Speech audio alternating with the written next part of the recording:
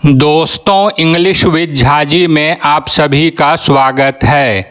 आज हम लोग व्हाट मेक्स यू थिंक सो इस अंग्रेजी वाक्य के संबंध में जानेंगे। दोस्तों, व्हाट मेक्स यू थिंक सो इस अंग्रेजी वाक्य का हिंदी भावार्थ होता है आपको ऐसा क्यों लगता है, तथा व्हाट मेक्स यू थिंक सो इस अंग्रेजी वाक्य का हिंदी शब्दार्थ होता है ऐसा सोचने के लिए आपको क्या प्रेरित करता है। दोस्तों, अब हम लोग जानते हैं कि किस परिस्थिति में what makes you think so का प्रयोग किया जाता है। दोस्तों, जब कोई व्यक्ति किसी व्यक्ति के प्रति या किसी वस्तु के प्रति कुछ धारणा बनाता है तो जिस व्यक्ति के प्रति धारणा बनाई गई है वह व्यक्ति या कोई अन्य व्यक्ति धारणा बनाने वाले व्यक्ति से उसके पीछे के कारण को जानना चाहता है, यानी कि धारणा के पीछे के कारण को जानना चाहता है या रीजन को जानना चाहता है।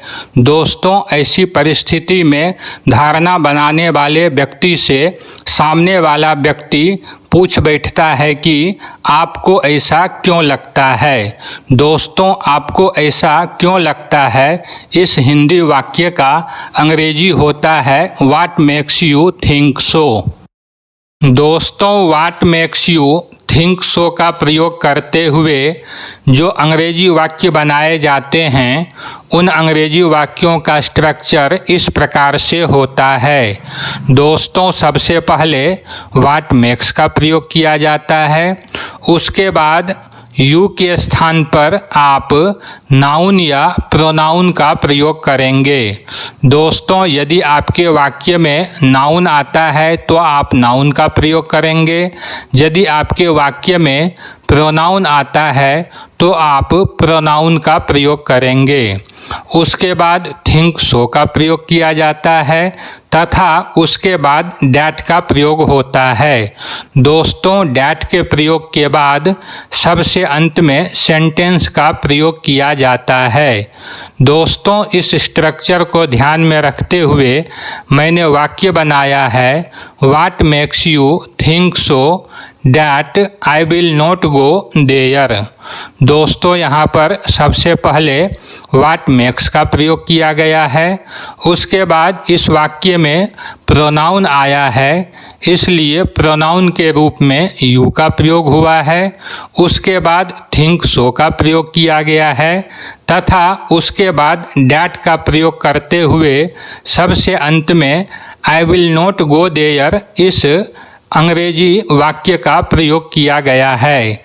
इस तरह से अंग्रेजी वाक्य बना what makes you think so that I will not go there, यानी कि तुम्हें ऐसा क्यों लगता है कि मैं वहाँ नहीं जाऊँगा।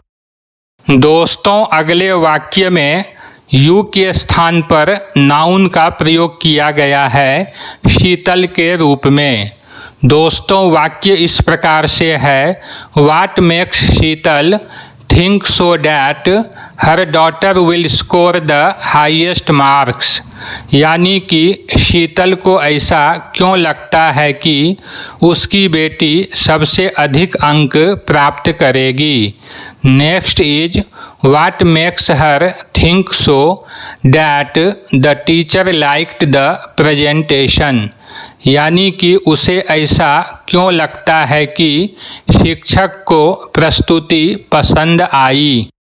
दोस्तों, आगे के दो वाक्यों में प्रोनाउन का प्रयोग किया गया है। प्रोनाउन हिम के रूप में है।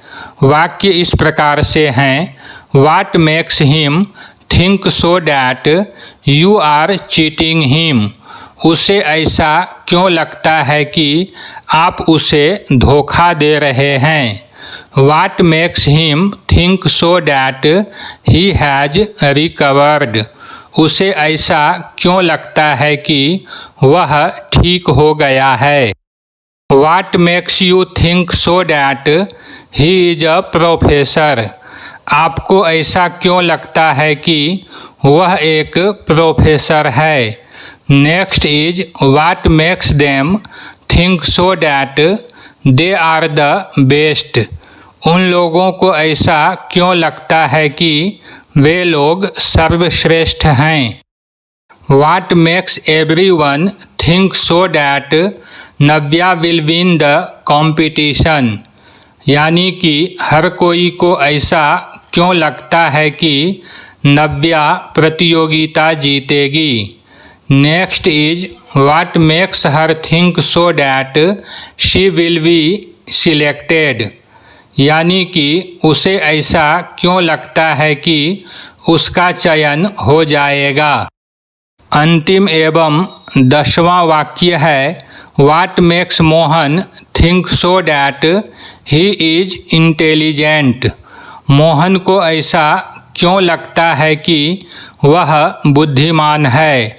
दोस्तों, यदि यह वीडियो आपको पसंद आए तथा आप मेरे चैनल के लिए नए हो तो कृपया मेरे चैनल को सब्सक्राइब एवं वीडियो को लाइक करेंगे।